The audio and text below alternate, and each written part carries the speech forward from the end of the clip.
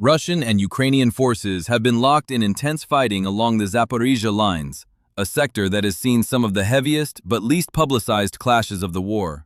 Between January and early February, local commanders reported up to 50 engagements per day in this southern theater, amounting to nearly one-fifth of all confrontations in which Russia claimed territorial gains. Yet by mid-February, those gains had collapsed. What had taken Russian troops more than 60 days to seize was recaptured by Ukraine in just 7. For 2 months, Russian units, including the Vostok formations deployed from late 2025, pushed along the Ypol and Alexandrovka axes in an attempt to erode Ukrainian defenses, sever logistics lines, and establish staging points for a larger summer offensive.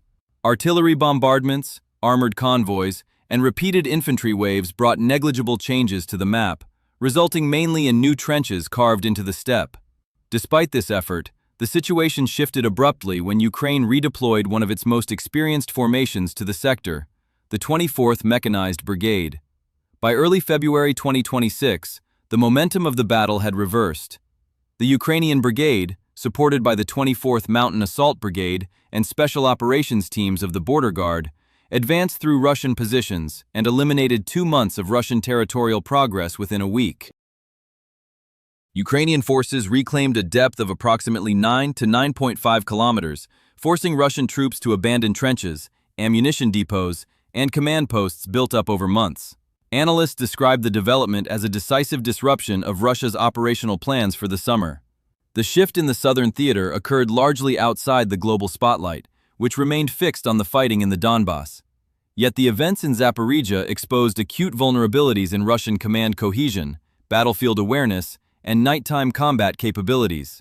What appeared on the map as a modest Ukrainian territorial gain quickly emerged as a strategic turning point, challenging the Russian military's ability to hold ground and maintain offensive momentum.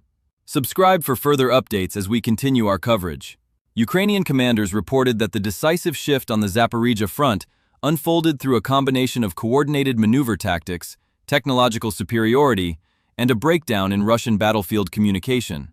According to operational accounts, Russian airborne units and marine infantry battalions, including forces brought from Vladivostok, attempted to maintain their positions but were unable to coordinate effectively under sustained Ukrainian pressure.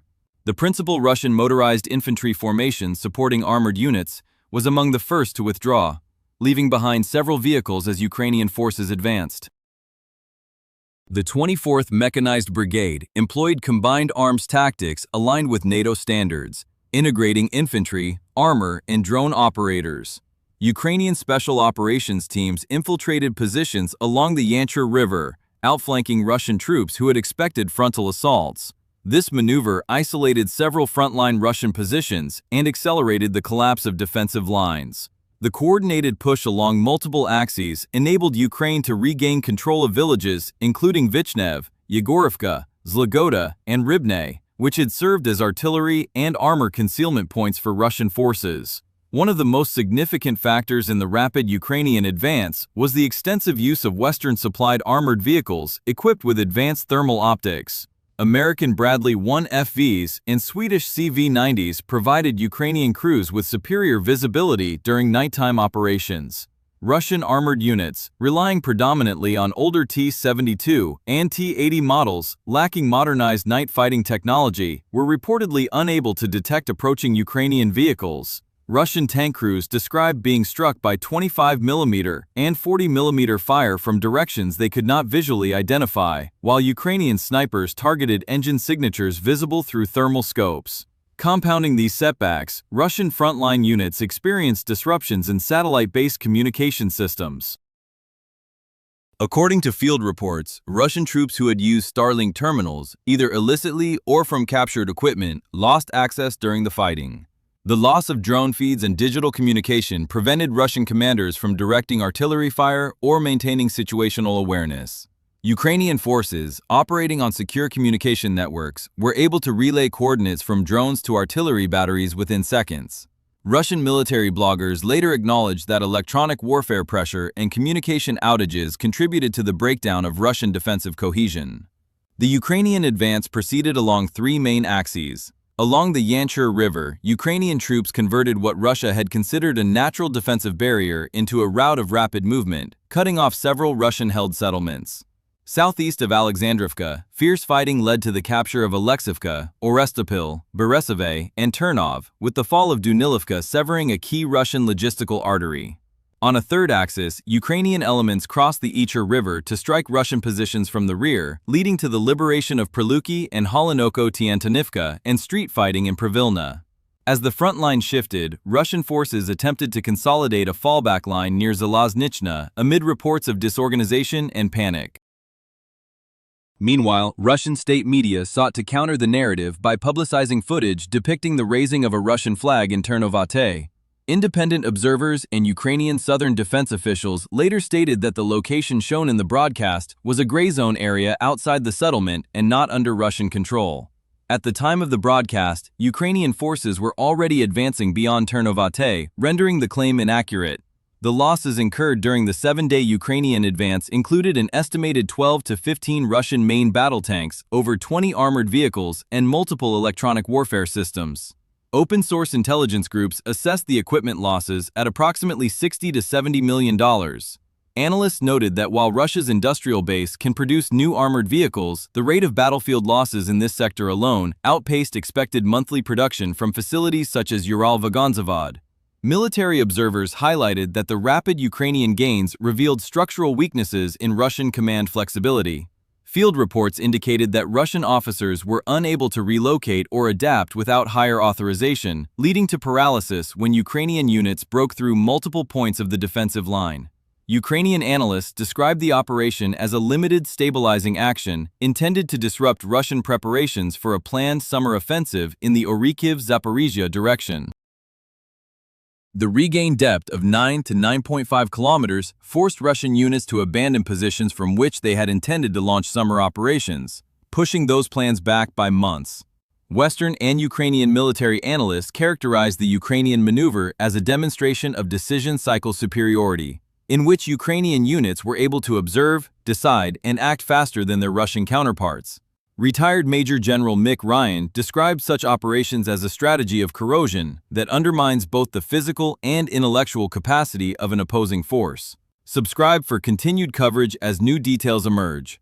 The broader implications of the Ukrainian advance in Zaporizhia extend far beyond the recaptured 9.5-kilometer strip of territory. Military analysts state that the operation has placed the Russian logistical hub of Polo, one of the most critical rail nodes supporting Russian forces in southern Ukraine, within range of Ukrainian 155mm artillery and precision-guided munitions. While Ukrainian forces do not need to capture the city, the ability to strike it disrupts Russia's primary method of supplying frontline units, which relies heavily on rail transport rather than trucks. According to logistical assessments, Russian trains previously unloaded ammunition directly at the Polo station before distributing supplies to forward positions. With Ukrainian artillery now capable of targeting this area, Russia may be forced to offload ammunition 40 to 50 kilometers farther from the front, transporting it by truck. Analysts note that Russia has faced persistent shortages in its tactical truck fleet since 2022, and longer transport distances could mean multi-hour delays for artillery resupply. In modern warfare, commanders warn that a delay of 4 hours instead of 2 can be decisive, particularly during periods of heavy fighting. The Russian equipment losses documented during the week-long Ukrainian operation have added pressure on the Russian defense industry. Estimates of $60 to $70 million in destroyed armor, vehicles, and electronic warfare assets represent both immediate battlefield losses and long-term production challenges. Although facilities such as Ural-Vagonzavod can manufacture new tanks, analysts emphasize that Russian production rates cannot match the attrition levels sustained on this sector of the front. Reports indicate that Russia continues to draw on Soviet-era reserves, raising questions about long-term sustainability. The setback has also triggered internal tension within the Russian military and political hierarchy. Sources cited in pro-Kremlin channels describe friction between commanders of the Dnieper and Vostok groupings. High-profile officers, including General Mikhail Teplinsky, have reportedly faced scrutiny over the failure to hold ground and the loss of prepared positions ahead of the anticipated summer offensive. Observers note that within the Russian command tradition, significant territorial losses prior to planned operations are often interpreted as evidence of incompetence or disloyalty, potentially leading to dismissals or forced retirements. Ukrainian analysts argue that the operation in Zaporizhzhia was not intended as a full-scale counteroffensive, but as a disruption campaign targeting Russian preparations. Military observer Konstantin Mashovets stated in his February 15th assessment that Russian forces were pushed back from positions essential to their planned summer attack, forcing them to restart preparations from the beginning. This delay, he argued, undermines Moscow's operational timetable and reduces Russia's freedom of action in the southern theater. Western analysts, including retired Major General Mick Ryan, characterized the Ukrainian actions as degrading Russian command confidence and decision-making speed. Strategically, the Ukrainian advance raises concerns for Russian planners responsible for the defense of Crimea. Each Ukrainian gain along the southern front increases pressure on the land corridor connecting Crimea to mainland Russia. Reports indicate that Russian authorities have begun relocating air defense systems from the peninsula to northern sectors, reflecting anxiety about potential future Ukrainian operations aimed at isolating or reaching the Sea of Azov. Analysts warn that repeated disruptions in this region could erode the stability of Russia's entire southern supply network. On the battlefield, Ukrainian troops have continued consolidating positions in newly liberated areas such as Vychnev, where flags were raised on prominent buildings. Meanwhile, Russian forces are reportedly attempting to establish a new defensive line farther east while confronting shortages of equipment, communication outages, and declining morale. Some Russian units have been described as disorganized following their rapid withdrawal, and military bloggers have debated the scale of the setback and its implications for the larger war effort. Ukrainian officials caution that Russian retaliation may follow, particularly through missile strikes targeting civilian infrastructure, a pattern observed after previous battlefield losses.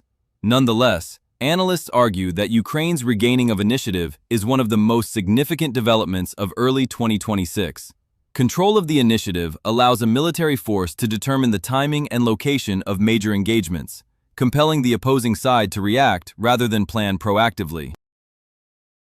As of mid-February, Russian forces appear to be reassessing their posture amid uncertainty about future Ukrainian movements from the south or across the Dnipro. The situation remains fluid, and both sides are expected to reinforce units in the Zaporizhzhia sector as weather conditions improve. Ukrainian commanders have warned that the regained corridor may become a new focal point of fighting once the summer campaign begins. For now, however, the Ukrainian advance has reshaped dynamics on the southern front, challenged Russian operational assumptions, and delivered a significant psychological blow to Russian forces already under pressure in multiple regions.